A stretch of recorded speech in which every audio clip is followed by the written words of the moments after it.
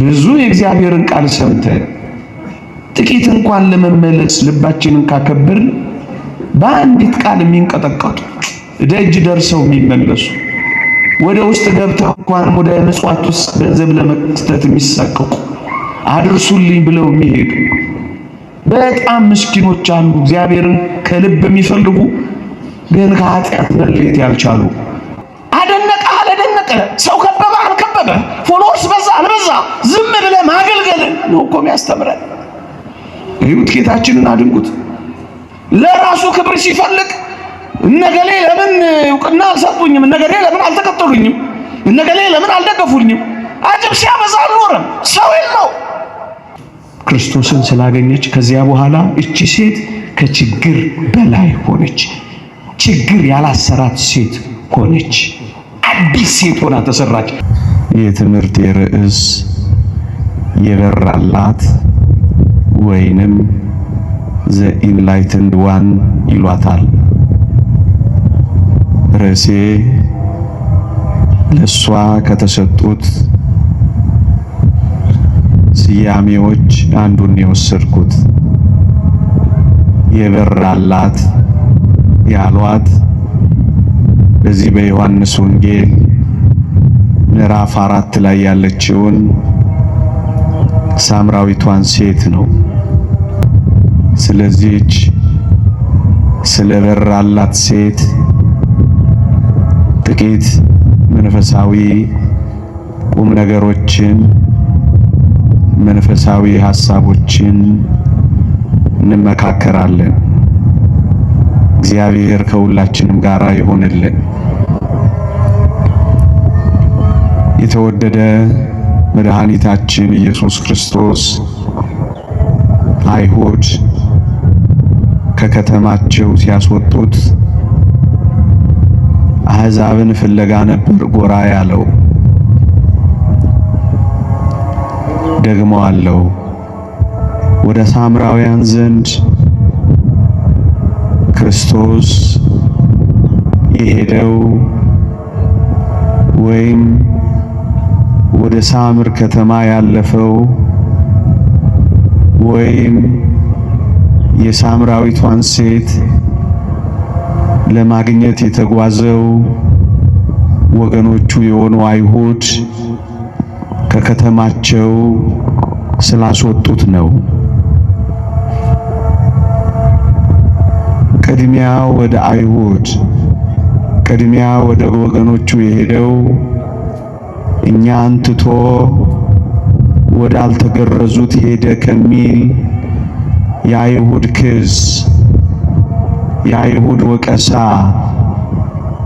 የአይሁድ ትችት ምክንያታቸውን ለማራቅ ነው። መጀመሪያ ወደ እነሱ መጣ፣ እነሱ አባረሩት። እነሱ ሲያባረሩት አሕዛብ ተቀበሉት። እነሱ ሲገፈትሩት አሕዛብ አቀፉት። ወገኖቹ ሲጠሉት ወገኖቹ ያልሆኑ ሌሎች ወደዱት።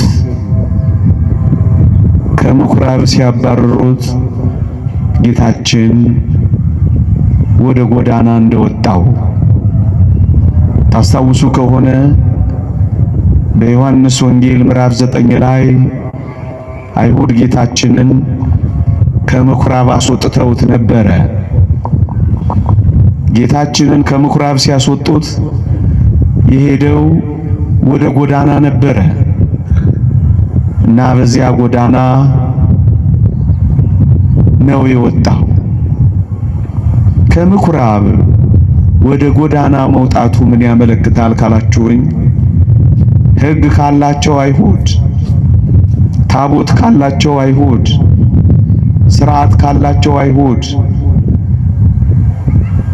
ሕግ ወደሌላቸው፣ ታቦት ወደሌላቸው፣ ክህነት ወደሌላቸው፣ ሥርዓት ወደሌላቸው በጎዳና ላይ ሁሉም ይመላለሳል። ማንም ይርመሰመሳልና የገባ የወጣውን ጣዖት ወደሚያመልኩ ወደ እነሱ ነበር ወጣ ያለው። ወደ ጎዳና መውጣቱ የሚያመለክተው ከምኩራብ ሲባረር አይሁድ ሲተውት ወደ አሕዛብ መሄዱን ነው የሚያሳየው። ልክ እንዳሁን ከከተማቸው ሲያስወጡት ወደ አልተገረዙት እንደሄደ ማለት ነው። የተወደዳችሁ ክርስቲያኖች፣ አንዳንዴ እኛ እዚህ ቤት ውስጥ ያለነው አንለወጥ ካልን ሰምተን መለወጥ እምቢ ስንለው አድምጠነው አልቀየርም ስንል ጠርቶን ምላሽ መስጠት ሲያቅተን ፈልጎን እኛ በተፈለግንበት ቦታና ሁኔታ አልገኝም ስንል የተወደደ መድኃኒታችን እመኑኝ ሌሎችን ፍለጋ ይሄዳል። አጠገቡ ሆነን ከራቅን ከመድኃኒት ጋር ተቀምጠን እየታመምን ከኖርን ግዴላችሁም ምናልባት ወደ ጎዳና እንዳይወጣ ያስፈራል ጌታችን። ከሕይወት ጋር እየኖርን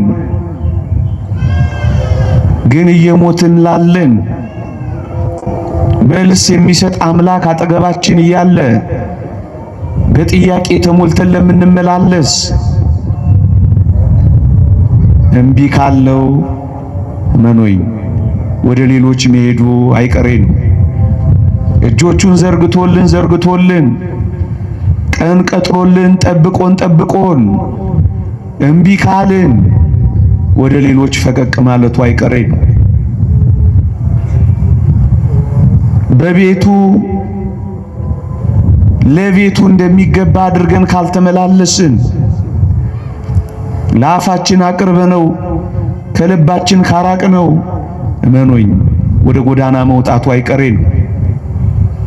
ደጅ ጠንቶ ተለማምጦ እጆቹን ዘርግቶ አልመጣ ካለው ፈልጎ ካጣን ወደሚፈልጉት መሄዱ አይቀሬ ነው። ይልማ አንድ ግሩም መዝሙር አለው። በቅድስቱ በኩል በምትቆምበት በቅዳሴ ጊዜ ፈልገው አይኖቼ ስላጡ ይዞኛል ትካዜ ሚል መዝሙር አለው። ፈልጎን እያለን ከሌለን የሌሉትን ለማምጣት መሄዱ አይቀርም። እግዚአብሔር ቀን ሰጥቶን በዚያ ቀን ካልተጠቀምን ልክ እንደዛች መኃልየ ሶሎሞን ላይ እንዳለችው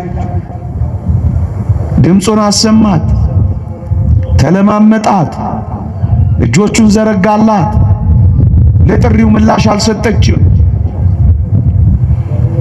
ትዕግስቱን እንደሌለ ቆጠረችው። እናም ትቷት ነው ሄደው። ምዕመናን ብዙ ዘመን ማስቆጠራችን አይደለም ለጥሪው ምላሽ መስጠታችን ነው። እና ካለበለዚያ ወደ ጎዳና መውጣቱ አይቀሬ ነው። ሌሎችን መሰብሰቡ አይቀሬ ነው። ምዕመናን አሉ እየለመኑት ያሉ አሉ፣ እኛም አናውቃቸው፣ እግዚአብሔር የሚያውቃቸው።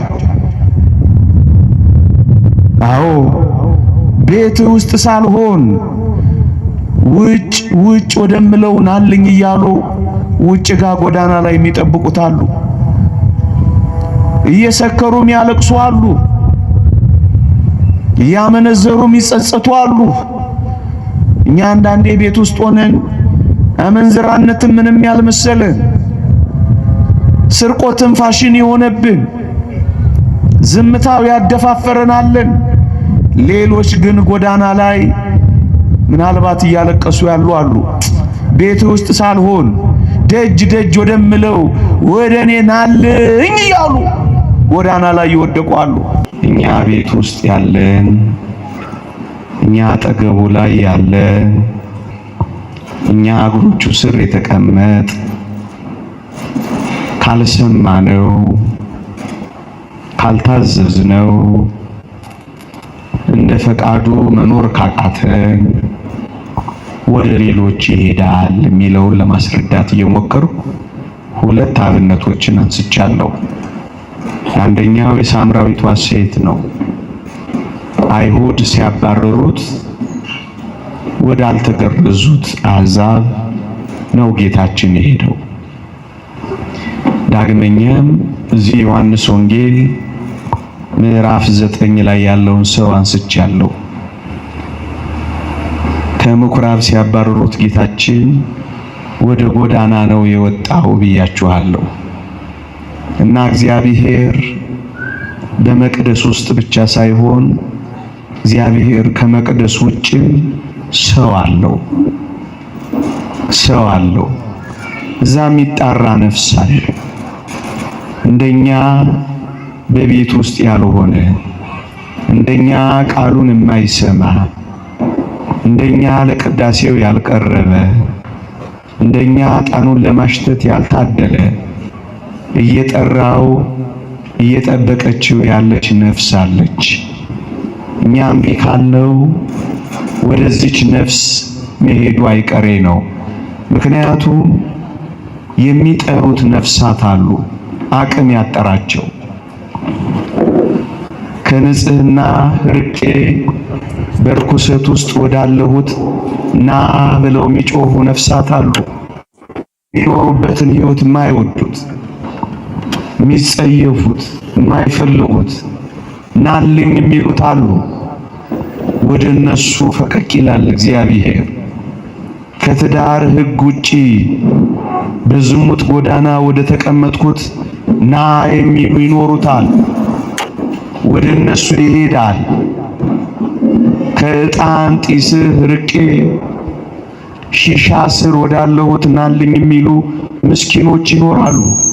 ካጨሱ በኋላ የሚያለቅሱ፣ ከተሰናከሉ በኋላ የሚጸጸቱ፣ እግዚአብሔርን በፍጹም ልባቸው የሚያፈቅሩ፣ እሱን የሚናፍቁ፣ ሰይጣን ግን በፍጹም ያጠመዳቸው፣ መውጫ ያሳጣቸው፣ በሱስ ያነቃቸው ናልኝ ብለው የሚጮሁ ግን ብዙዎች ይኖራሉ። ወደ እነዛ ፈቀቅ ይላል፣ ወደ ጎዳና ይወጣል። ያልኳችሁ እሱን እቤት ውስጥ ሆነን ከልብ ካልፈለግነው እቤት ውስጥ ሳይሆኑ ከልብ ወደሚፈልጉት መሄዱ አይቀሬ ነው ወገኖቼ። ይሄዳል፣ ወደ ጎዳና ይወጣል። እሱ ነው የሚያመለክተን። ወደ ሳምራውያን ጌታችን ሄደው ተገፍቶ ነው። እኛ ከገፋ ነው ወደሚያቅፉት መሄዱ አይቀሬ ነው። እኛ ተምረን ለውጥ አላመጣ ካልን በአንድ ቃል ወደሚሰበሩት መሄዱ አይቀሬ ነው። አንዲት ቃል የሚያስለቅሳቸው አሉ። ብዙ የእግዚአብሔርን ቃል ሰምተን ጥቂት እንኳን ለመመለስ ልባችንን ካከበርን በአንዲት ቃል የሚንቀጠቀጡ ደጅ ደርሰው የሚመለሱ ወደ ውስጥ ገብተው እንኳን ወደ ምጽዋት ውስጥ ገንዘብ ለመስጠት የሚሳቀቁ አድርሱልኝ ብለው የሚሄዱ በጣም ምስኪኖች አሉ። እግዚአብሔርን ከልብ የሚፈልጉ ግን ከኃጢአት መለየት ያልቻሉ። ምናልባት ወደ እነሱ ወጣ ሊል ይችላል። ምዕመናን ወደ ጎዳና ይወጣል ያልኳቸው ጌታችን መድኃኒታችን ኢየሱስ ክርስቶስ ወደ ሳምራውያን ዘንድ ሄደው አይሁድ ሲያባረሩት ጊዜ ግን ወገኖቼ አንዲት ነፍስ ፍለጋ ነው ክርስቶስ ወደ ሰማርያ ያለፈው። በአንዲት ነፍስ ግን ብዙዎችን ለማጥመር ነው ሄደው። ምዕመናን እዚህ ያለነው ለኛ ብቻ አይደለም፣ ለሌሎችም እንተርፈን። በአንዲት በእኛ ነፍስ ሌሎች ብዙዎች እንዲጠመዱ ነው እግዚአብሔር እኛን የሚፈልገው። መጽሐፋችን ወደ ሰማርያም ሊያልፍ ግድ ሆነበት። ሰዓቱም 6 ሰዓት ቀትር ነበር ይላል። ምእመናን እቺ 6 ሰዓት እቺ ቀትር ምን ትመስላችኋለች? ስለኔና ስለናንተ ፍቅር መከራ ለመቀበል ግድ የሆነበት እኛን በመውደዱ በቀራንዮ አደባባይ ሊያልፍ ግድ ሆነበት። እኛን በማፍቀሩ ምክንያት በመስቀል ላይ ለመሰቀል ግድ ሆነበት። እኛን ሊተወን ስላልወደደ የተተወ ለመሆን ግድ ሆነበት። እርቃኑን ለመሰቀል ግድ ሆነበት። ፍቅር አስገደደው። በሰማርያም ሊያልፍ ግድ ሆነበት የሚለው ቃል ያውም በ6 ሰዓት ምንድነው ካላችሁኝ፣ እኔና እናንተን በማፍቀር ለመሞት መፍቀዱ ፍቅር ግድ እንዳለው ነው የሚያስረዳን። ወደ ሰማርያም ሊያልፍ ግድ ሆነበት። እቺ 6 ሰዓት እቺ ቀትር ጌታችን ደክሞ ነበር ተብሎ ተጽፏል። በሰው ፍቅር የደከመባት እቺ 6 ሰዓት ምንድናት ካላችሁ የቀራንዮ እኮ ናት። በእኔና በእናንተ ፍቅር የደከመባት እኔና እናንተን ለመፈለግ እግሮቻችንን ተከትሎ ቀራንዮ አደባባይ ላይ የተቸነከረባት ፍጹም ደክሞ በውሃ ዳር ተቀምጦ ነበር ይላል።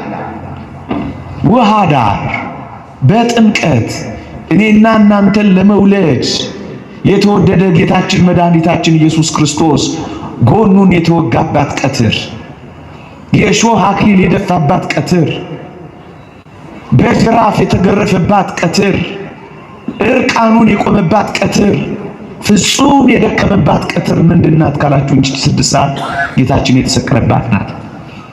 ታስታውሱ ከሆነ አብርሃም በመምሪያ አድባር ዛፍ ስር በ6 ሰዓት እየወጣ ያቺን እጽ ያቺን ዛፍ ይመለከት ነበር። አብርሃም የፈለጋት፣ አብርሃም የተቀመጠባት፣ አብርሃም ያያት በ6 ሰዓት ተቀምጦ ያየባት እቺ እጽ ምንድናት ካላችሁ ጌታችን መድኃኒታችን ኢየሱስ ክርስቶስ የተሰቀለባት ያቺ መስቀል ካልሆነች በቀር ሌላ ምንድነች? አያችሁ፣ እቺ 6 ሰዓት ደክሞ ውሃ ዳር እኛን የፈለገባት ይቺ 6 ሰዓት የቀራንዮ የስቅለት ሰዓት ናት። ፍጹም ስለኔና ስለናንተ ፍቅር የደከመባት፣ ውሃ የተጠማባት፣ የቃተተባት፣ መናገር እንኳን ያቃተባት፣ ደም ባፉና ባፍንጫው የፈሰሰባት፣ አይኖቹ ምድርን እንዳያዩ ደም የጋረደባት ብርቱ 6 ሰዓት ናት። 6 ሰዓት እኔና እናንተ ደክሞ ያገኘባት፣ ከዝናንተን ለወጣንበት ደክሞ የፈለገባት ይቺ 6 ሰዓት ናት። ወደ ሰማርያም ሊያልፍ ግድ ሆነበት። ሰዓቱም 6 ሰዓት ቀትር ነበር የሚለው ይቺ ቀትር ቀራንዮን የምታመለክት ናት ወገኖቼ። እኔና እናንተን ክርስቶስ ያገኘን ውሃ ዳር ነው። ይቺ ውሃ ምንድናት ካላችሁ ሊቃውንት ጥምቀት ናት ብለው ተርጉመዋታል። ቅዱስ ኤፍሬም እንደተናገረው የጌታችን ጎን ሲወጋ ቤተ ክርስቲያን በጥምቀት ተወለደች እንዳለው የጌታችን ጎን ያስገኛት ጥምቀት እዛ ጋ ነው። እኛ ሁላችን የተገኘ ነው። እዛ ጋ ነው ሁላችን የተወለድነው ምእመናን። ውሃ ዳር ያገኛት፣ ውሃ ዳር የሚያገኛትን ምእመን፣ ውሃ ዳር የሚያገኛትን ቤተ ክርስቲያን፣ ውሃው ዳር የሚተክላትን ቤተ ክርስቲያን ነው የሚያመለክተው ወገኖቼ። ግን የምናየው አንዲት ነፍስ ለማግኘት ምን ያህል እንደደከመን። ይቺ ሳምራዊቷ ሴት ብዙ ባል አግብታ ባሎቿ የሞተባት ጉደኛ ሴት ናት። እናም እውነተኛ ሙሽራ ያስፈልጋት ነበር። በባሎቿ ሁሉ ተስፋ ቆርጣ ነበር። አሁን ግን እውነተኛ ሙሽራዋን ውሃ ዳር አገኘችው ወገኖቼ። ቤተ ክርስቲያን ሙሽራዋን የት ጋር አግኝታለች ካላችሁ ቀራንዮ ላይ አግኝታለች። ቅዱስ ቄርሎስ እንደተናገረው መስቀል የክርስቶስ የሙሽርነት ዙፋኑ ነው እንዳለ እኛን ያገኘን መስቀል ላይ ሙሽራችን ኢየሱስ ክርስቶስ እኛን ያጨን መስቀል ላይ። ቅዱስ ጳውሎስ እንደተናገረው እናንተን እንደ አንዲት ንጽሕት ድንግል ለአንድ ወንድ ለክርስቶስ ላቀርብ አጭቻችኋለሁ እንዳለ ቤተ ክርስቲያን የታጨችው እኛ የታጨ ነው ሙሽራችንን ያገኘነው መስቀል ላይ ነው። መስቀል ላይ ነው። ብዙ ባሎች የሞትባት ይቺ ምስኪን ሴት እውነተኛውን ሙሽራ ያገኘችው እዛው ኅዳር ነው ወገኖቼ። እውነተኛ ሙሽራችን የሚገኘው እውነተኛ ሰርግ ቤት ቤተክርስቲያን ውስጥ ነው። መኑ ዘሬ የመራዊ ዘይጠብ ስጋው በጊዜ ከብካቡ፣ በሰርጉ ጊዜ ስጋውን ቆርሶ የሚያበላ፣ በሰርጉ ጊዜ ደሙን አፍሶ የሚያጠጣ እንዲህ ያለ ሙሽራ ከፈለጋችሁ እዚህ ቤት አለላችሁ። ደግሞ የፈለጋት ሙሽራዋ ነው። 5 ባሎች የሞቱባት ፍጹም ሙሽራዋን ያገኘችው እዛው ኅዳር። ሙሽራችሁን የት ማግኘት ትፈልጋላችሁ? እኛን እኮ አጭቶናል። ቃል ኪዳን ቀለበት እኮ አጥልቆልናል። ቃል ኪዳን ቀለበት እኮ መስቀል ነው። ሌላ ምንድነው እንዴ ምዕመናን? ሌላ ሰርግ እኮ አለን በሰማይ። የበጉ ሰርግ ራት እኮ ተዘጋጅቷል። ቤተ ክርስቲያን ሙሽራዋን ያገኘችው እሷም የታጨችው እዚያው ቀራንዮ ውሃው ዳር መስቀል ስር። እቺ ሙሽራዋን ያገኘችው እዛው ኅዳር ነው ወገኖቼ። ሌላ ነጥብ ላንሳላችሁ። ጌታችንን ትንሽ እናድንቀው። የተወደደ መድኃኒታችን ኢየሱስ ክርስቶስ ይቺን ነፍስ ለማግኘት እንዴት እንደደከመ ትንሽ እናድንቀው፣ ትንሽ እንመሰጥ። ምዕመናን ይገርማችኋል። ለሌሎች መዳን የሚደክም ሰው እንዴት መሆን እንዳለበት ያሳየን ጌታችን መድኃኒታችን ኢየሱስ ክርስቶስ ነው። እንዴት ካላችሁኝ ምንም ታላቅ ዋጋን ሳይጠብቅ ፈቃዶቹን ሁሉ ገጥቶ እንዴት ይቺን ሴት እንዳገኛት ፈጠን ብዬ ላሳያችሁማ በሞቴ። የተወደደ መድኃኒታችን ወደ ሰማርያ ሲሄድ የእንስሳት ትከሻን አልተጠቀመም፣ በአህያም አልተጫነም፣ በቅሎም አልፈለገም፣ ፈረስንም አልጠራም። በእግሩን የኳተነው ወገኖቼ። ደግሞ አለሁ የኢየሩሳሌምን አቧራማ መንገዶች፣ የሰማርያን የማይመቹ ጎዳናዎች፣ እዚህ ግባ የማይባል በዚያ ጫማ ነው ጌታችን ብዙ ርቀት የተጓዘው። ለምንድን ነው ካላችሁኝ የተወደደ መድኃኒታችን ኢየሱስ ክርስቶስ ከቅምጥልነት ራሱን ያራቀ ነው። ለሌሎች ነፍስ መዳን የሚጨነቅ ሰው ራሱን ምን ያህል ከቅምጥልነት ሊያርቅ እንደሚገባ አያችሁ። ይቅርታ አድርጉልኝ ምዕመናን፣ እኔ ራሴን ወክዬ ነው የምናገረው። እናንተን በፍጹም በክርስቶስ ፍቅር ማስያዝ ለመዳን እንዲሆን አድርጌ ያልጠቀምኳችሁ ከቅምጥልነት ስላራኩ ይሆን? ሌሎችን ለማዳን የሚተጋ ነፍስ ፈቃዶቹን ገጥቶ ካልሆነ በቀር እንዴት አድርጎ ሊማርክ ይችላል? ለዚህ ነው ጌታችን በእንስሳት ትከሻ ያልተጫነው፣ በእግሩ የመጣው፣ እንደዚህ የደከመው ከቅምጥልነት ፍጹም ስለራቀ። ብዙዎችን ነፍስ ለማጥመድ የሚያገለግሉ ሰዎች ዓለምን መማረክ የሚችሉት ከዓለም በራቁ ቁጥር ነው። መጥምቀ መለኮት ቅዱስ ዮሐንስን ላስታውሳችሁ፣ ራሱን ከዓለም ባራቀ ቁጥር ዓለምን ወደ ራሱ አቀረበ። ምዕመናን በዚህ ዘመን ለምን ማቅረብ አቃተን ካላችሁኝ እኛ ከእናንተ የባሰ ዓለማውያን ይሆን ይመስለኛል። ይቅርታ ይደረግልኝ። ፈቃዶቹን ያልገታ ሰው ዓለማውያንን እንዴት መንፈሳዊ ማድረግ ይችላል? ጌታችንን ግን ተመልከቱት። መሰረታዊ ከሆኑ ነገሮችም ጭምር የራቀ ነው። በአህያ ወይም በበቅሎ ወይም በፈረስ ያልመጣ ብቻ እንዳይመስላችሁ። የተወደደ መድኃኒታችን ኢየሱስ ክርስቶስ ሊያገለግል ወደዚህ ዓለም ሲመጣ እናንተ ታውቃላችሁ፣ ደግሞም ሰምታችኋል። ቤት እንኳን አልነበረውም። ቤት ተው እያልኳችሁ አይደለም። በተለይ የሚያገለግል ለሌሎች መዳን የሚጨነቅ ሰው ቤቴ፣ ንብረቴ፣ ሀብቴ ማለት ከጀመረ ይበላሻል። እዩት ጌታችንን ለቀበሮች ጉድጓድ፣ ለሰማይ ወፎች መሳፈሪያ አላቸው፣ ለሰው ልጅ ግን ራሱን የሚያስቀበል የለውም ሲል ዳሜ ነው። ለምንድን ነው ብዙዎችን ማዳን ያልቻለው በዚህ ዘመን? ይዳን አይዳን አንዳንዶቻችን ግድ የለንም። ይኑር ይሙት አንዳንዶቻችን ግድ የለንም። ይስደቅ ይኮነን አንዳንዶቻችን ግድ የለንም። ይበረድ ይሙቀው ግድ የለንም። ይብላ ይራ ግድ የለንም። ይረፍ ይንከራተት አንዳንዶቻችን ግድ የለንም። ብዙዎችን ማዳን ያልቻለው ለዚህ ይመስለኛል። ቤት ተውት፣ ለምግብ እንኳን እምብዛም ነበር ጌታችን። እና ድንቀው ያልኳችሁ እሱን ነው። ወደ ሰማርያ ሲሄድ ደቀ መዛሙርቱን እንጀራ ሊገዙ ልኳቸው ነው ወገኖቼ። የሚበላው ስንቅ እንኳን የለውም። የሻገተ ስንቅ እንኳን አልያዘም።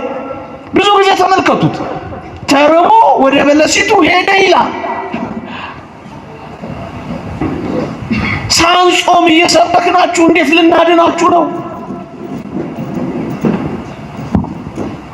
ጌታችንም ግን ተመልከቱት፣ እንጀራ ግዢ ሄደዋል። ይህ ምን ያሳያል? ሊቁ ዮሐንስ አፈወርቅ ምግብ ያን ያህልም ጠቃሚ ነገር እንዳልሆነ ያሳያል ይላል።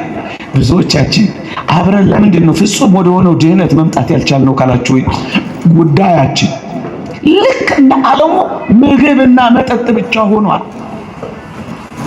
ያማረ መብላት የላመ መጠጣት ጉዳያችን ሆኗል።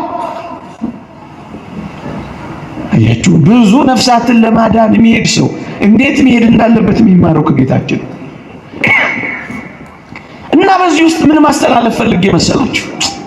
በተለይ አገልጋዮች የሆንኛ በተለይ በዚህ ዘመን ያለን አገልጋዮች ከፍ ብዬ መናገር አልችልም እንጂ ፍትፍታቸው ላይ ሳይሆን ፈተናቸው ላይ ማተኮር መቻል አለብን። ጌታችን ስለሚበላው፣ ጌታችን ስለሚሄድበት ጎዳና፣ ጌታችን ስለሚለብሰው ልብስ፣ ጌታችን ስለሚጫማው ጫማ፣ ጌታችን ስለሚመገው ምግብ ብዙም ትኩረቱ አልነበረም። እናም እኛ የምእመናን ፍትፍታቸው ሳይሆን ፈተናቸው ላይ ነው እንድናተኩር የሚያስፈልገን።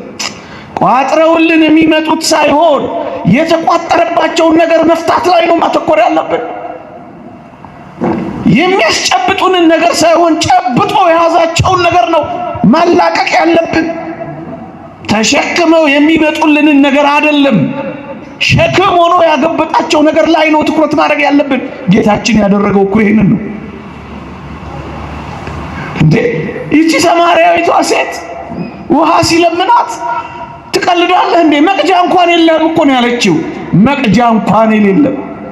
እንደው ብዙ እንደዚህ እንኳን አንሁን፣ ልከኛ እንኳን ሆነን መኖር እንዴት ሰውን ማዳን ያቅተናል? ግዴላችሁም አበላቸው አይደለም የሚያስጨንቀን፣ አሁን የምእመናን እንባ ነው ሊያስጨንቀን የሚገባው። ቀን የረዘመባቸው ሌሊት አልነጋ አላቸው ብዙዎች ባሉባት ጊዜ እንባቸውን የሚያይ አገልጋይ ያስፈልጋል። ክርስቶስ እንደዚህ ብቻ እንዳይመስላችሁ፣ በጣም የሚደንቅ ነገር ልንገራችሁ እና ድንቀው ደግሞ የምንመሰጥበት ያልኳችሁ ምን ይመስላችኋል? መሰረታዊ የሆኑ ነገሮችን መብልን፣ መጠጥን፣ መኖሪያን፣ ልብስን መተው ብቻ እኮ አይደለም።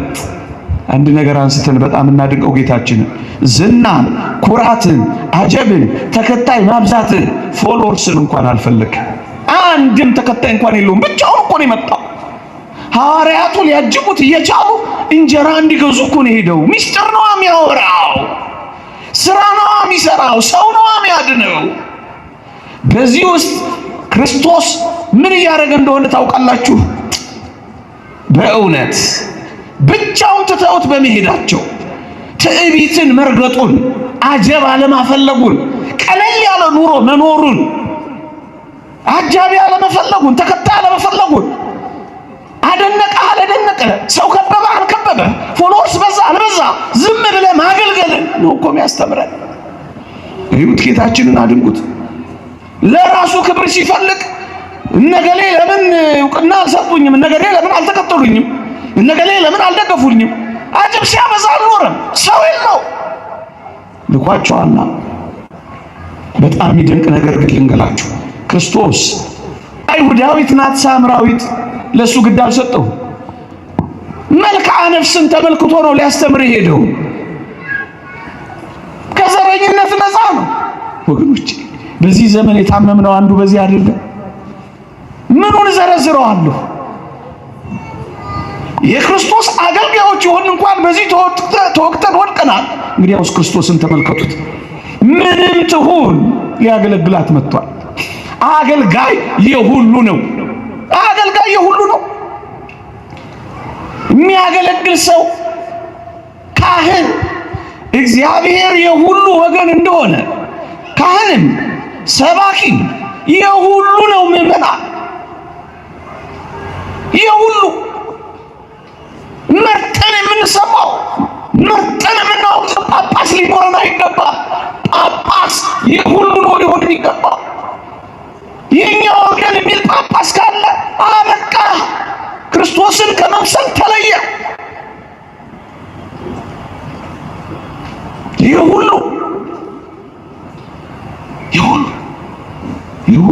ይሁት ክርስቶስን የአይሁዳውያንም የሳምራውያን የዓለም ሁሉ ነው። ወደ ዓለም ሁሉ መልክዓ ነፍስን ተመልክቶ ይህን መልክዓ ነፍስ አሁንም ጌታችንን ከፍ አድርገን እናድንቅ። ደሃ ሀብታም ሳይል ነው ያስተማሩ። ታውቃላችሁ፣ ምንም የሌለው ጴጥሮስ ጋር አሳ አጥማጁ ጴጥሮስ ጋር ገብቶ አስተምሯል። መካከለኛ ኑሮ የሚኖር ያቀረበው ያለቀበት ዶኪማስ ጋር ገብቶ አስተምሯል ጌታችን።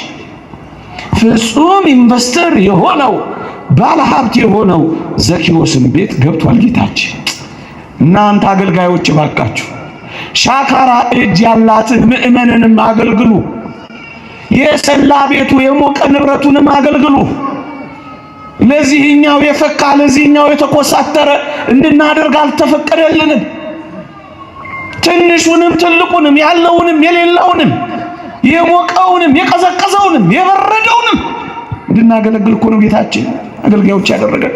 እዩት፣ ጌታችን አሳ የሚያጠምደውንም ገንዘብ የሚያዘንበውንም እኩል ነው ያገለገለው። እኩል ነው ያገለገለው። ዘር ሳይመርጥ ነው ያገለገለው። በዘር ሳይጓደል ነው ያገለገለው ጌታችን። የሁሉ አባት የሚሆን ነው ክርስቶስ፣ ጌታው የሚሆንለት እግዚአብሔር አባቱ የሚሆንለት የሁሉ አባት፣ የሁሉ አባት፣ የሁሉ አባት። ይህ ብቻ አይደለም። ከሐዘን እስከ ደስታ ከቤት እስከ መቃብር ጌታችን እንዳገለገለ አላያችሁ? የአልዓዛር መቃብር ጋር ሄዶ እንዳለቀሰስ አላያችሁ? ለዚህ ነው ጌታችንን ከፍ አድርገን እናድንቀው ያልኳችሁ። ዝናን፣ ኩራትን፣ መሰረታዊ የመኖር አስፈላጊነትን ሁሉንም ነገር የሚተው አገልጋይ ዓለምን መማረክ ይችላል። ለምንድን ነው ዓለምን መማረክ? ንስሐ ልጆቻችን እንኳን ማሸነፍ ያቃተን ለምንድን ነው ካላችሁ፣ ይቅርታ አድርጉልኝና አንዳንዶቻችን በዓለሙ ከሚኖሩት በላይ ዓለማውያን ስለሆነ። የመጥምቀ መለኮት ቅዱስ ዮሐንስ ራሱን ከዓለም ባራቀ ቁጥር ዓለሙን ወደሱ ያቀርበው ሁሉም ነው የፈራው። ለምንድን ነው አገልጋዮች መፈራትን ያጣን? ይሄው እንደዚህ መኖር ስላቃተን። መከበራችን ቀስ እያለ እንዳይጠፋ የሚያስፈራው ለምንድን ነው? እንደ ጌታችን ማገልገል ስላልቻለን። ደክሞ ነው እቺን ነፍስ የፈለቀው። የተወደዳችሁ ምዕመናን ወደ መፈለገው ጉዳይ ልግባ። ይህን እንደ መቅደም ያዙልኝና ጌታችንን በዚህ መንገድ አድንቀ ነው ተመስጠን አገልግሎቱን እኛም ደግሞ ለራሳችን አድርግ እንድናልፍ ስለፈለኩ ነው። የተውኳቸው ነገሮች ይኖርኛል እና እቺ ሴት ውሃ ዳር አገኘችው። ስታየው ተራ ሰው ነው የሚመስለው። ውሃ መቅጃ እንኳን የለውም። አይሁዳዊ እንደሆነ ገብቷታል፣ ግን ተራ ሰው እንደሆነ ነው የቆጠረችው። በእርግጠኝነት አንዳች ነገር ሊያደርግላት የሚችል እንዳልሆነ ገምታለች። ምንም ነገር ሊያደርግላት የማይችል ውሃ ለማኝ ሰው ብቻ ነው ሰው የተረዳችው። ግን የተወደዳችሁ ክርስቲያኖች ምንም ሊያደርግላት እንደማይችል እያወቀች እንኳን እሱን ከማዋራት ግን አልተከለከለችም። ደግሞ አለው ቁጭ እንዳወራቸው እሱን ከማውራት አልቦዘነችም። እንደማያደርግላት ተራ ሰው አድርጋ ብትቆጥረው በዚያ ፀሐይ፣ በዚያ ግለት፣ በዚያ አስከፊ የህይወት ጊዜዋ ላይ ታግሳ ግን ከማውራት አልቦዘነችም። ምዕመናን እኛ እኮ እንደሚያደርግልን ገብቶናል። በእውነት ብንጠይቀው እንደሚመልስልን እናውቃለን። ጨርቁን ይዘን አለቅህም ብንለው እንደማያልፈን እናውቃለን። ካልባረከኝ አለቅህም ብንለው እንደሚባርከን አረጋግጠናል። የሚያቅተው የሌለ አምላክ መሆኑን ለይተናል። አንዳች አይደለም ብዙ ያደረገልን አምላክ መሆኑን አውቀናል። ግን ማውራት አቁመናል። እንደሚያደርግልን እያወቀን እንኳን በጸሎት ማውራት ያቆምን ብዙዎች ሆነናል። ይቅርታ አድርጉልኝ። ስንት ጊዜ ደጅ ጠንታችሁልን እቺ ሴት የሚያደርግላት እንዳልሆነ ብትገምት ከማውራት ግን አልተከለከለችም። እንደሚያደርግልን እያወቅን ማውራት የቆምን ስንቶች ነን። በር እንደሚከፍትልን እያወቅን ማንኳኳት የተውን የሰለችን ስንቶች ነን። በጎን ስጦታ ፍጹምን በረከት ከላይ እንደሚያዘንብልን ቃል ኪዳኑን አምነን ግን መዘብዘብ ያቆምን፣ ደጅ መጥናት ያቆምን ወገኖቼ፣ በፍጹም መጠየቅን ሳናቋርጥ መለመንን ማናገርን የተውን ስንቶች ነን። እችን ሴት ግን አድንቋት። ሊያደርግልን እንደሚችል እያወቅን ማናገር ያቆምን አናሳዝንም። ችላ ያለን ችላ ብልን ወገኖቼ፣ አንዳንድ ችግሮቻችን በደንብ ከእግዚአብሔር ጋር መነጋገር ይፈልጋሉ። ሱባኤ ይፈልጋሉ። ደጅ ጥናት ይፈልጋሉ። ሱባኤ መግባት ይፈልጋሉ። በደንብ ማናገር፣ በደንብ ምርር ብሎ መጠየቅ ይፈልጋሉ። እኛ ብዙ ቀስ ብለን ለስለስ ብለን ያዝለቀቅ እያደረግነው ይመስላል።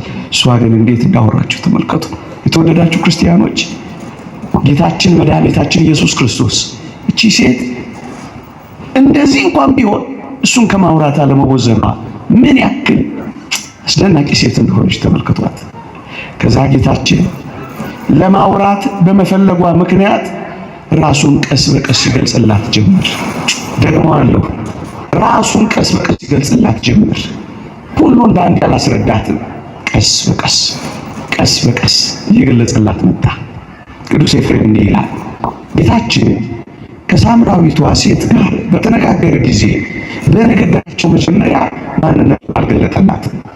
መጀመሪያ ያየችው ውሃ የጠማውን ሰው ነበር። ከዚያም አይሁዳዊ፣ ከዚያም መምህር ረቢ፣ ከዚያም ነቢይ፣ ከሁሉም መጨረሻ መሲህ መሆኑን አየችው። ውሃ የተጠማውን ሰው በንግግር ልትረታ ስትሞክር በአይሁዳዊው ላይ ያላትን ጥላቻ አሳየች። ከመምህሩ ጋርም ተከራከረች። ከነቢዩ እግር ስር ተንበረከከች። መሲሁንም ወደደችው ይላል። ቀስ በቀስ መጀመሪያ ተራ ውሃ የተጠማ ሰው ሷት ስለ ውሃው ታወራ ጀመረ። ከዚያ ደግሞ አይሁዳዊ መሆኑን አየችና አንተ አይሁዳዊ ስትሆን ሳምራዊ ከመሆን ከኔ ያለች ስለ ዘረኝነት ታወራው ጀመረ። ከዚያስ መምህር መሆኑን ስታውቅ አንተ ከአባታችን ከያዕቆብ ትበልጣለህን እያለች ትከራከረው ጀመረች። ነገሩን በደንብ ስትረዳ ነቢይ እንደሆንኩ አያለሁ አለች። መጨረሻ ላይስ መሲሁን ወደደችው ይላል። ቀስ በቀስ መጀመሪያ ተራ፣ ከዚያስ አይሁዳዊ ጥላቻ፣ ከዚያስ ዘረኝነት፣ ከዚያስ መምህር፣ ከዚያስ ነቢይ እንደሆነ ተረድታ እግሩ ስር ተመር። መጨረሻ ላይስ ቅዱስ ኤፍሬም በረከቱ ይደርብንና መሲሁን ወደደችው ይላል።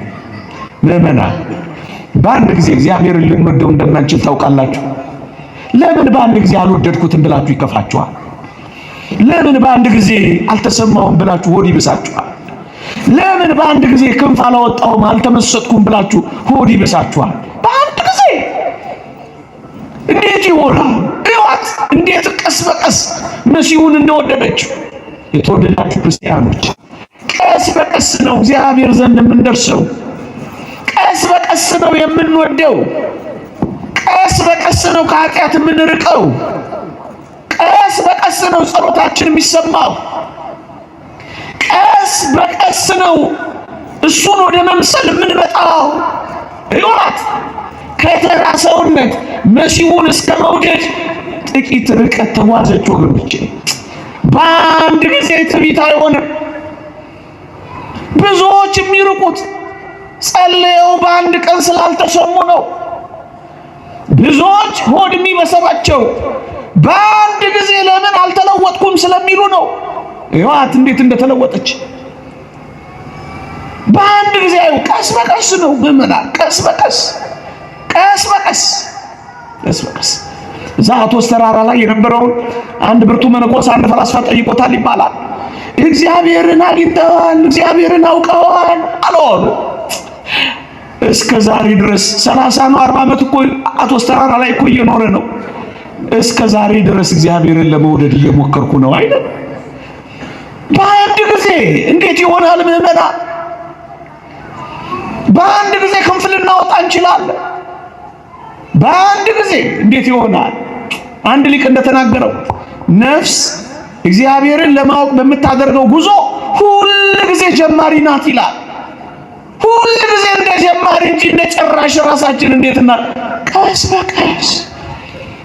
በቀስ ነው የምንበረታው። ቀስ በቀስ ነው ከኃጢአት የምንላቀቀው። ቀስ በቀስ ነው እሱን እየመሰልን የምንሄደው። ቀስ በቀስ ነው እግዚአብሔርን እያወቅን ነው የምንሄደው። ብቻ በቤት ውስጥ ከእሱ ጋር ቁጭ ብሎ ማውራት ነው።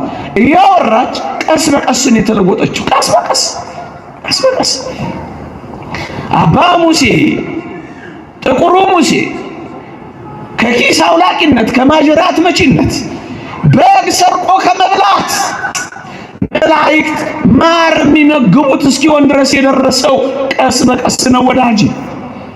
ሰርቆ ከመብላት በመላእክት እጅ እስከ መመገብ የደረሰው በቆይታ ነው ወዳጅ።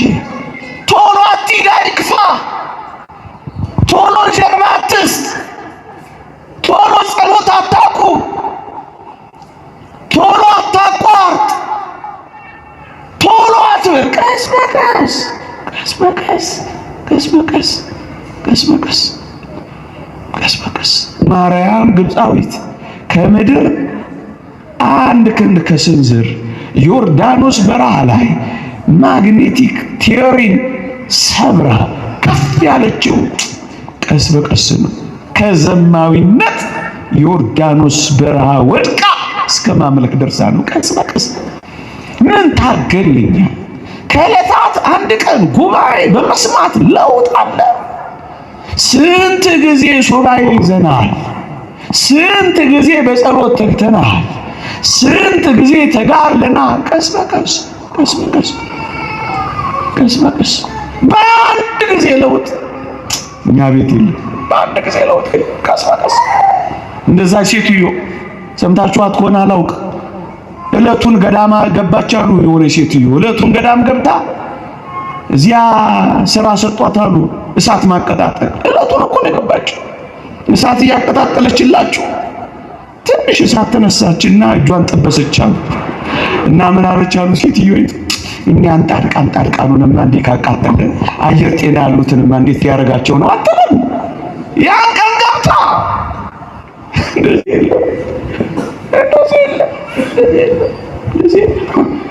የለም በቤት ውስጥ ሆነ ድል ያነሳውን ሰይጣን ከቤቱ ውጭ ሆነ ድል አትነሳውም ያለው መጽሐፈ ነገሥት። እዚህ ውስጥ ሆነ ነው ድል የምትነሳው። እዚሁ ቆያ ይዞ እዚሁ እግሩ ስር ቁጭ በል ትለወጣለህ። ያልተለወጠ ሰው የለም፣ ማንም የለም። ገዳዮች ሟቾች እንደሆኑ አልሰማችሁም? ተለውጠው። አመንዝሮች ንጹህ እንደሆኑ አልሰማችሁም? ቀስ በቀስ ተለውጠው። ከሃዲዎች አማንያን እንደሆኑ አልሰማችሁም? ተለውጠው ቀስ በቀስ። ቀደም የነገርኳችሁ በጎዳና የተገኘው የዓይነ ስውሩ ሰው በሞቴ ላስታውሳችሁ፣ ትዝ ይላችኋል? ዓይኑን ከፈወሰው በኋላ ዮሐንስ ወንጌል ምዕራፍ 9 ላይ እዩ። በአንድ ጊዜ ክርስቶስን አላወቀው። ምንድን ነው ያለው? ኢየሱስ የሚባል ሰው ብሎ ነው የጀመረው። ልክ እንደ ሳምራዊቷ ሴት። ከዛስ ነቢይ ነው አለልህ። ትንሽ ከፍ አለ። ከዛስ ከእግዚአብሔር የሆነ ሰው አለላ። መጨረሻ ላይስ ሊመለክ የሚገባው አምላክ ነው አለና ሰገደልህ። ቀስ በቀስ ግዴላችሁም፣ ቀስ በቀስ ኃጢአቱን ትተዋላችሁ። ግዴላችሁም፣ ቀስ በቀስ በክርስቶስ ፍቅር አንድ ቀን ትታሰባላችሁ። ግዴለ አንድ ቀን ቀስ በቀስ ትለወጣላችሁ። ተስፋ ትቁረጡ። ይዋት እንዴት ቀስ በቀስ እግዚአብሔር እንደቀየራት እቺ ውሃ ፈልጋ የሄደችው ነፍስ እንዴት የዘላለም ውሃ አግኝታ እንደተመለሰች ደግሞ እሷ እናድንቃት። ውሃ ፈልጋ የሄደችው ነፍስ የዘላለም ውሃዋን አገኘች። ደግሞ አለው ውሃ ልትቀዳ ነው ሄደችው፣ የዘላለም ውሃዋን ግን አግኝታ ሄደች። ምዕመናን የሚበልጠውን ነገር ሊሰጣችሁ ዝግጁ ነው። እንጀራ ፍለጋ ሄደው የዘላለም እንጀራ ያገኙ አረብ ሀገር ብዙ እህቶችን ወንድሞችን አይቻለሁ። ልድገመው፣ እንጀራ ለራሳቸውም እንጀራ ለቤተሰባቸውም ፍለጋ ሄደው እኔ ለአገልግሎት እዛ ወጥቼ ገና ክፍት ብሎ መቅደሱን ሳይ በሙሉ ነጭ ለብሰው ለቁርባን ቤቱ ሞልቶ ሳይ እምባዬን የሞላው እነዚህ እህቶች እኮ የሄዱት እንጀራ ፍለጋ ነው። እንጀራ ፍለጋ ሄደው ግን የዘላለም እንጀራን አገኙ። ግን የላችሁ እንጀራ ፍለጋ ቢሆን እዚህ ቤት የምትጠይቁት ነገር ቢኖር እዚህ ቤት እግዚአብሔርን ታገኙታላችሁ። የሚበልጠው ቤት ፍለጋ ወጥተው እግዚአብሔርን መኖሪያቸው ያደረጉ የሉ አሉ። ልጅ ፍለጋ ወጥተው የእግዚአብሔር ልጅ ሆነው ያጠናቀቁና ልጅ መጠየቃቸውን ያቆሙ እኮ አሉ።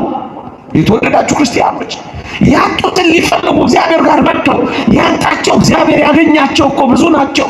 ግድላችሁ ያጣችሁትን ፍለጋ ስትመጡ እግዚአብሔር ያገኛችኋል። ይሄ ነው እኮ የሚያጽናናን። አሁን እኮ እግዚአብሔር እየፈለገን እግዚአብሔር እያገኘን እኮ ነው እዚህ ውስጥ። የተወደዳችሁ ምዕመናን ፈቃዳቸውን ሊፈልጉ መጥተው የእግዚአብሔርን ፈቃድ ወደ መፈጸም ይሄዱ እኮ ብዙ ናቸው። ፈቃዱን እየፈጸሙ የሚፈልጉትን ሊያስሱ ወጥተው የሚያስፈልጋቸውን እግዚአብሔር የሰጣቸው የሚያስፈልጋት እሱ ነበር። ወዳጆቼ ብዙ ነገር ሊያስፈልጋችሁ ይችላል አውቃለሁ።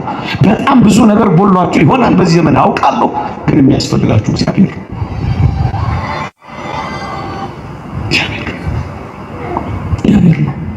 በጥያቄ ተሞልተው መጥተው መልሳቸውን እግዚአብሔርን አጥቆረው መልሳቸውን ክርስቶስን አግኝተው የሚሄዱ ስንት ናቸው? እርፍ ያሉ መጠየቅ ያቆሙ አንተ መልሴ ነህ ስንት ናቸው? ሊፈወሱ ጸበል ቦታ ሄደው በፍቅሩ ታመው ጸበል ቦታ የቀሩ የሉ። ፍቅሩ ያቆሰላቸው ቆስለው ወደ ቤተ ክርስቲያን መጥተው በፍቅሩ ቆስለው የቀሩ ብዙዎች አሉ። ከሱስ ለመላቀቅ መጥተው የእግዚአብሔር ቃል ሱሳቸው የሆኑ ብዙ ናቸው። ወዳጅ እኔ እዚህ ውስጥ ማስተላለፍ የፈለኩት ቀዳሚ መልእክት ምን መሰላችሁ?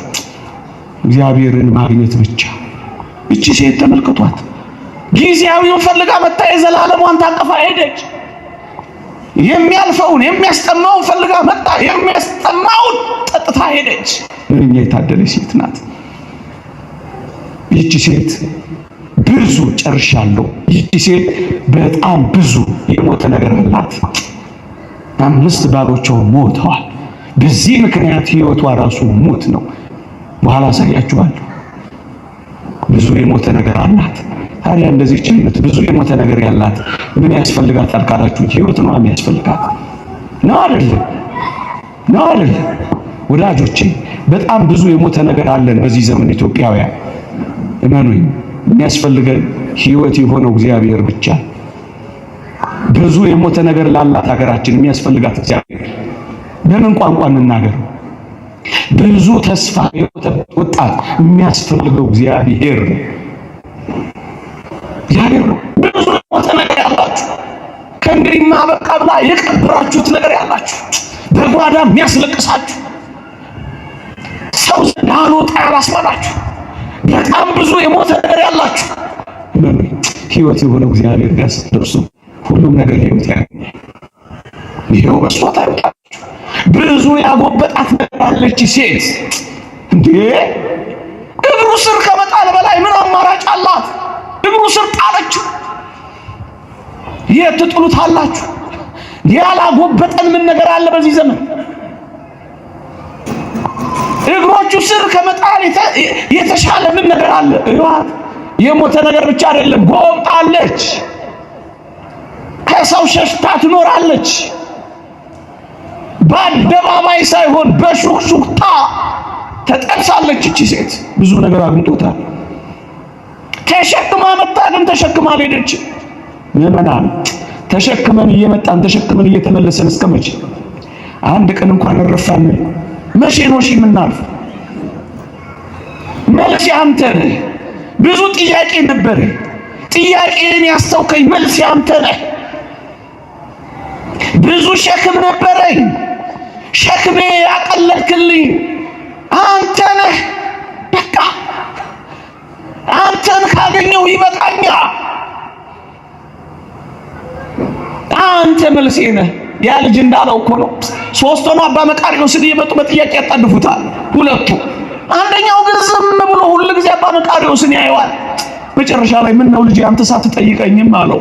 አባ መቃርዮስ ሆይ አንተን ማየት ለኔ መልሴ ነህ አለው።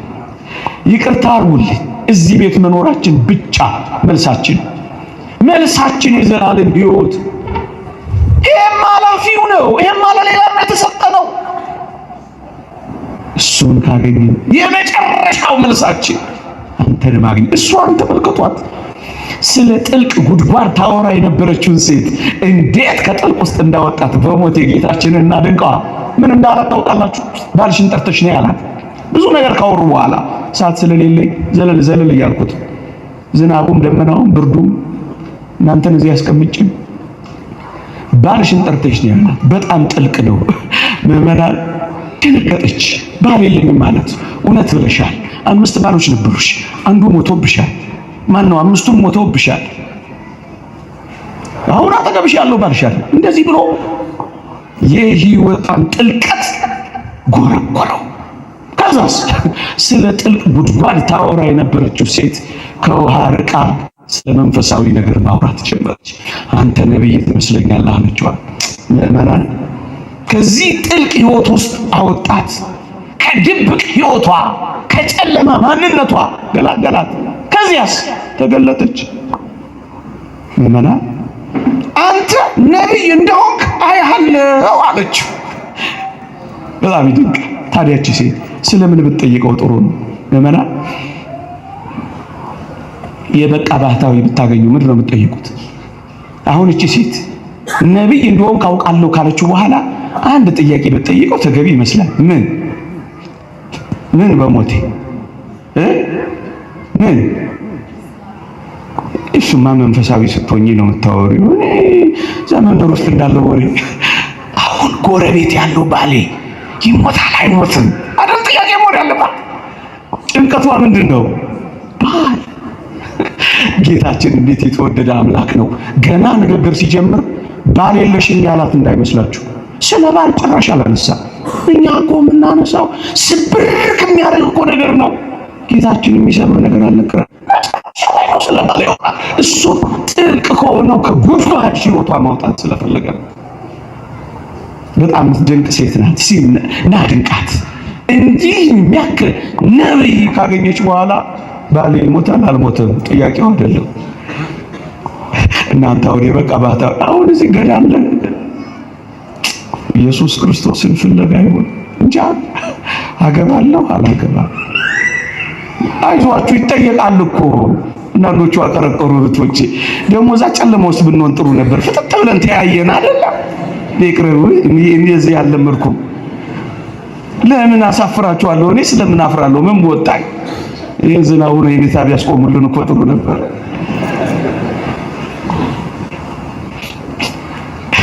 በጣም ነው ደቀው። ስለ ጓዳዋ አልወተወተችውም። እየሰማችሁኝ ነው?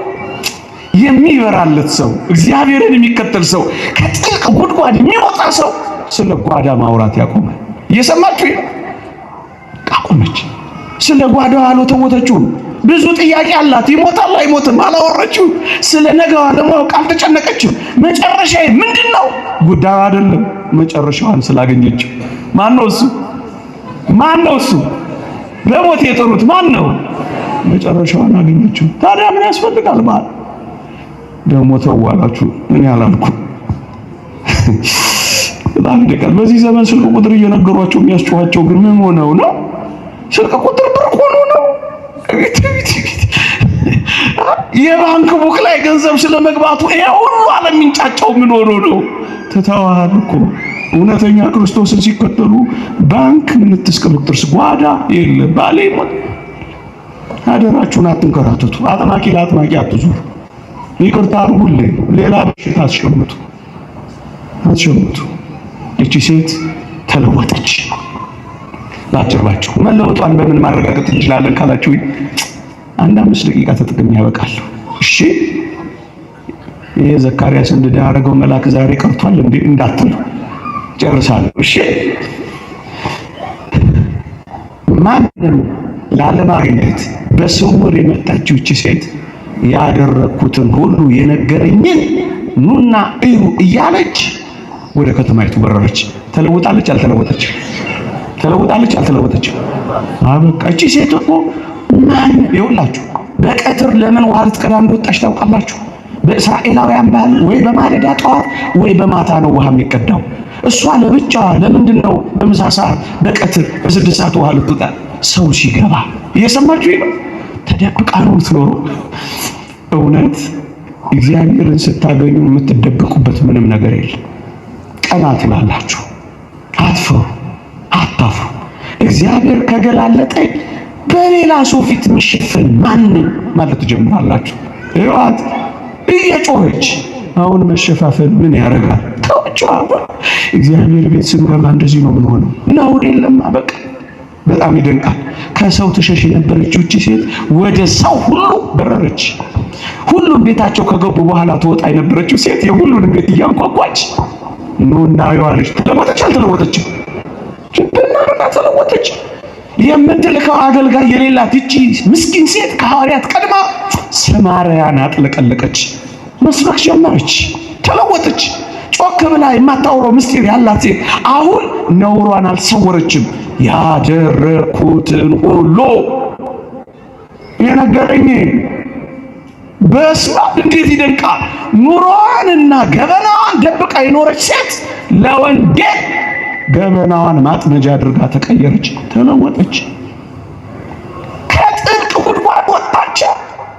አሁን እንዲህ ባሉ ጉባኤያት ከጥልቅ ኃጢአት ይወጣል። እንደዚህ የምንከተለው ሰዎች በጣም ይደንቃችሁ። አዋቂ መስላም ለመታየት አልፈለገችም እንጂ አውቀዋለች እኮ ተረድተዋለች እኮ ገብቷታል እኮ። ግን ምን አለች?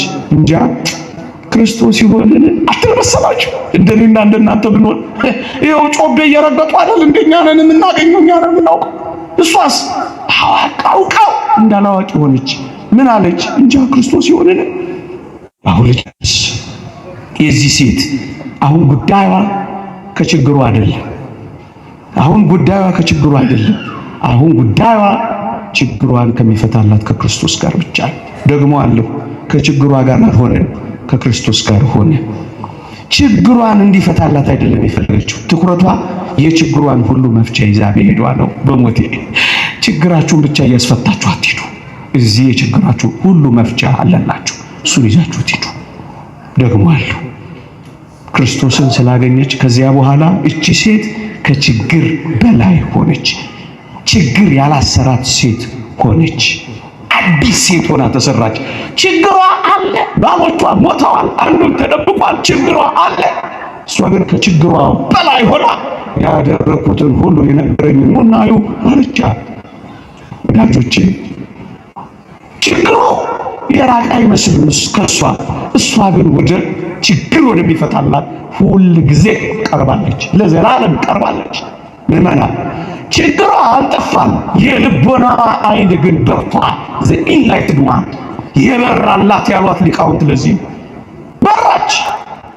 ወዳጄ ችግር ካንተ ጋር ሊኖር ይችላል፣ ምንም አይደንቅም። ይሄ የችግራችን ሁሉ መፍቻ ግን ከኛ ጋር ካለ ይበቃናል።